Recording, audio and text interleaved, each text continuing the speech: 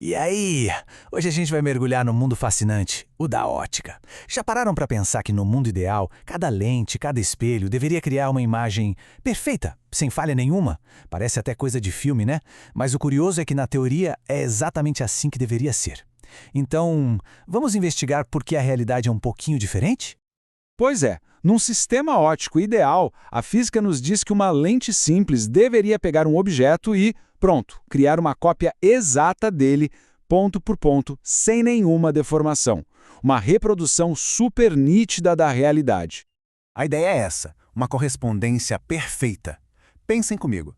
Cada raiozinho de luz que sai de um ponto específico do objeto viaja pela lente e todos eles convergem, se encontram num único ponto lá na imagem.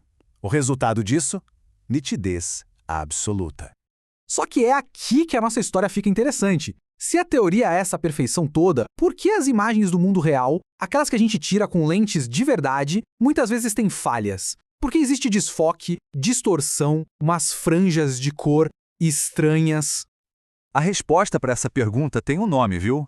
O culpado é a tal da aberração óptica.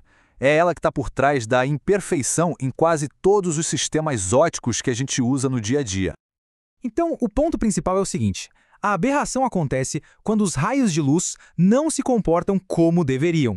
Em vez de todo mundo se encontrar bonitinho no mesmo ponto focal para formar uma imagem nítida, eles se desviam, se espalham, cada um vai para um canto. E a consequência disso é bem clara. Aquele pontinho de luz perfeito da teoria se transforma na prática numa mancha. Uma pequena área meio irregular que, claro, acaba com a qualidade da imagem final. E olha, as aberrações não são todas iguais. Vamos começar falando daquelas que afetam principalmente a nitidez, sabe? As que causam o famoso borrão na imagem. As duas principais são a aberração esférica e a coma. Nesse caso, o problema é a própria forma da lente. Numa lente esférica simples, a curvatura não é, digamos, ideal para focar todos os raios no mesmo lugar. Os raios de luz que passam bem no centro focam direitinho, mas os que atingem as bordas da lente são desviados com mais força e acabam focando mais perto. O resultado? Não existe um ponto de foco único. E com múltiplos pontos focais, a imagem fica borrada. Beleza. A aberração esférica acontece com a luz vindo retinho pelo eixo central. Mas e a luz que entra na lente meio de lado, de forma inclinada? Isso nos leva para um fenômeno bem parecido. Esse efeito é chamado de coma. É basicamente uma aberração esférica, só que para esses raios que vêm na diagonal. E em vez de uma mancha circular, a luz de um ponto fora do eixo se espalha de um jeito que lembra um cometa, literalmente, com uma cabeça mais brilhante e uma cauda que vai se arrastando. Mas nem toda aberração só borra a imagem, não. Algumas deformam a imagem completamente, esticando e curvando linhas que deveriam ser retinhas.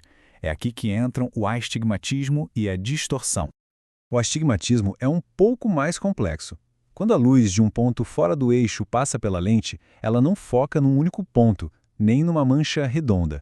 Em vez disso, ela foca em duas linhas separadas em distâncias diferentes. O efeito prático é que a imagem fica esticada ou numa direção ou em outra, dependendo de onde se olha. A distorção, por outro lado, vem de uma variação na ampliação da lente. Se a lente amplia mais o centro da imagem do que as bordas, as linhas retas parecem que estão se curvando para dentro, sabe? Igual um barril. Agora, se ela amplia mais as bordas do que o centro, as linhas se curvam para fora, como se fosse uma almofada.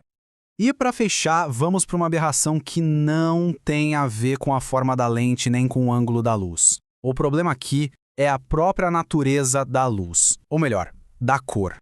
Olha só que interessante. Uma lente simples, na verdade, não forma uma imagem só. Ela forma uma série delas. Pode parecer estranho, mas é fundamental para a gente entender. A luz branca é uma mistura de todas as cores do arco-íris, certo?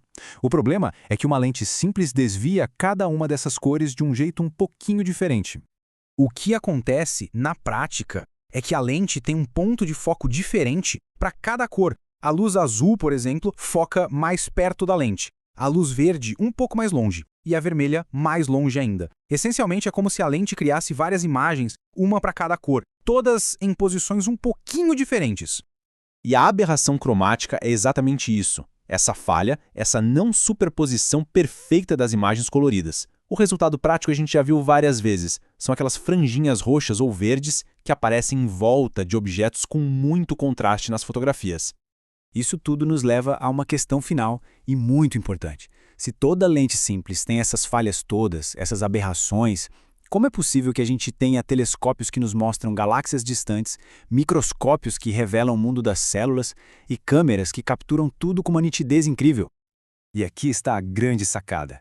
A genialidade da engenharia óptica não foi criar uma lente perfeita. Foi entender tão profundamente essas imperfeições a ponto de saber como corrigi-las. Os engenheiros combinam lentes com formas e materiais diferentes, de um jeito que uma anula a aberração da outra. Então, cada imagem nítida que a gente vê, seja numa câmera, num telescópio ou até num par de óculos, é um triunfo da ciência sobre as falhas da física. É a busca pela perfeição acontecendo aqui mesmo, no nosso mundo imperfeito.